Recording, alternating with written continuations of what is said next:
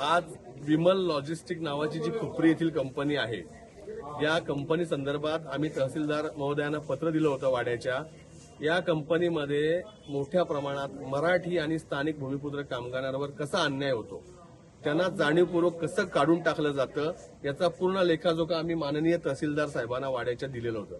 तहसीलदार साहेबांनी याची दखल घेत तातडीने याबाबत आज विमल लॉजिस्टिक कंपनी, इथले असलेला ठेकेदार स्नेहा एंटरप्राइजेस आणि कामगार प्रतिनिधी आणि आमची बैठक आयोजित केली होती.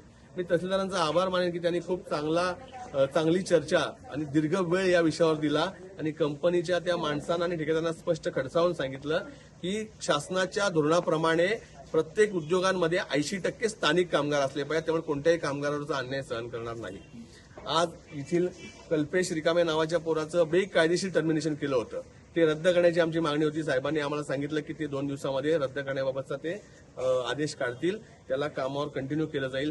कुठल्याही प्रकारे जाणीवपूर्वक इथल्या भूमिपुत्रांना, इथल्या मराठी कामगारांना, स्थानिकांना कामावर काढून कोणत्याही प्रकारे आवाज उठवत नसल्यामुळे त्या परप्रांतीय कामगारांना आणून बसवायचं, अशा पद्धतीचा इथल्या कंपन्यांचा अजेंडा आहे, तो खपवून घेणार नाही. आम्हाला कंपनीच्या गेटवर येऊन बोर्ड लावून युनियनबाजी करायची नाही.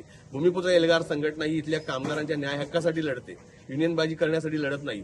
आम्ही युनियन न लावता इथल्या कामगारांसाठी टोकाचा लढा देऊ. विमल लॉजिस्टिकला आज आम्ही इशारा दिलाय की आता यापुढे, आतापर्यंत तुम्ही मस्ती केली आणि कामगारांना जाणीवपूर्वक काढून टाकण्याचा प्रयत्न केला, त्यांना आज त्यांचं शोषण करण्याचा प्रयत्न केला.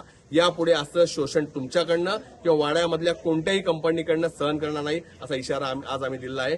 तहसीलदार महोदयांनी आणि कामगार विभागाच्या अधिकाऱ्यांनी खूप चांगली भूमिका घेतली. येत्या काळामध्ये जर अशा प्रकारचा अन्याय कुठे झाला तर भूमिपुत्र एल्गार संघटनेच्या वतीने मी इशारा देतो की आता आम्ही गप्प बसणार नाही. या वाड्यामध्ये जे उद्योग आलेत, ते उद्योग फक्त भांडवलदारांचं भलं करण्यासाठी आले नाही, तर इथल्या स्थानिकांना रोजगार मिळाला पाहिजे. इथल्या स्थानिक भूमिपुत्र तरुणांना त्यांच्या हक्काचा रोजगार मिळाला पाहिजे.